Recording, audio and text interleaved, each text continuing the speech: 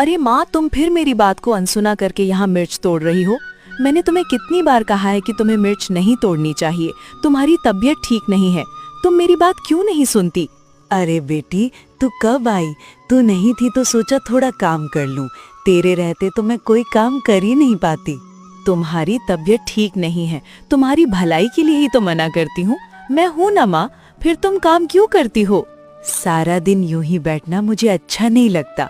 इतना काम पड़ा रहता है, नहीं करेंगे तो कैसे चलेगा? तू तो हर समय इस घर में नहीं रहेगी। आज नहीं तो कल तेरी शादी करनी ही होगी, तब तो अपना काम खुद ही करना पड़ेगा।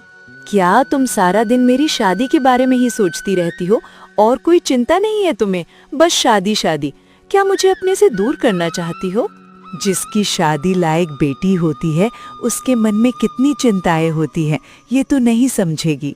मुझे वो सब समझने की जरूरत नहीं। तुम अब यहाँ से जाओ, बाकी काम मैं कर लूंगी। मैं लगभग 1 टोकरी मिर्च तोड़ चुकी हूँ, तेरे साथ थोड़ी और तोड़ देती हूँ। तेरा काम आसान हो जाएगा, आज बाजार भी नहीं जाना पड़ेगा। उसकी चिंता मुझे है, तुम घर जाओ और आराम करो।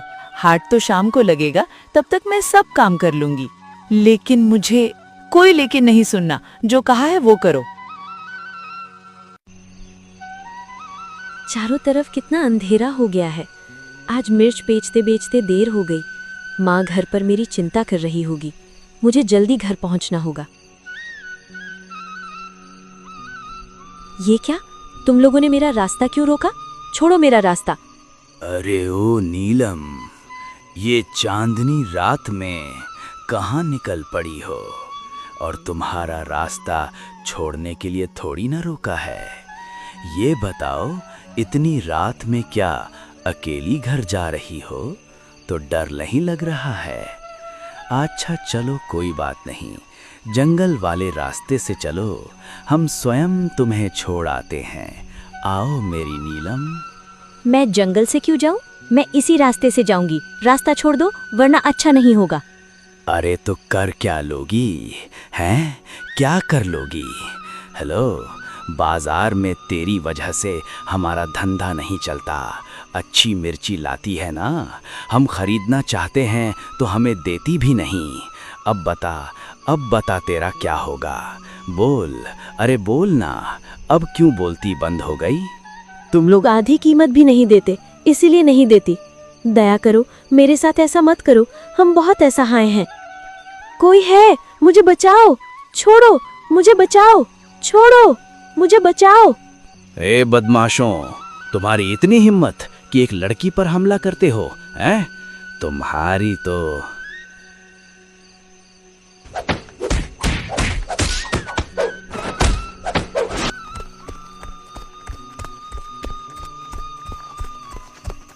आप देखिए, अब आपको डरने की कोई ज़रूरत नहीं है।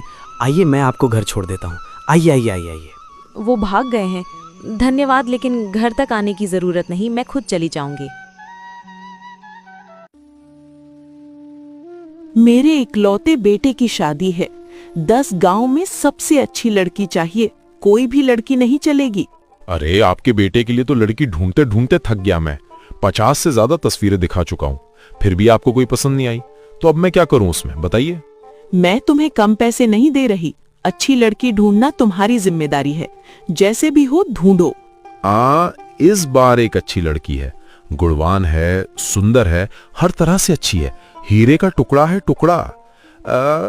लेकिन अब ये लेकिन कहां से आ गया?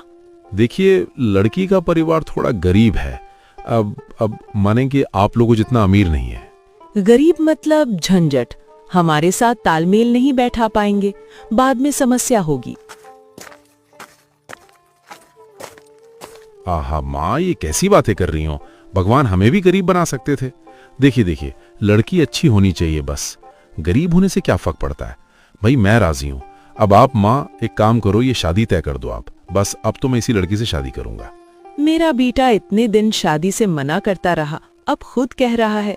जब ये राजी है तो मुझे भी कोई आपत्ति नहीं। शादी की तैयारी करो। ठीक है, मैं सारी व्यवस्था कर देता हूँ, आप चिंता मत कीजिए। अब होगी शादी धूमधाम से।